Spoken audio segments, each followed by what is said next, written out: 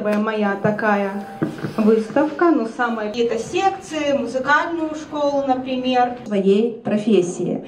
В 2015 году в Белорусском государственном педагогическом университете, расскажите нам, поделитесь. Влияет свет на детей дошкольного возраста. Работы, вот она перед вами, называется она «Птицы». Мне не души пришло, потому что я также гуашью и пастелью тоже делались.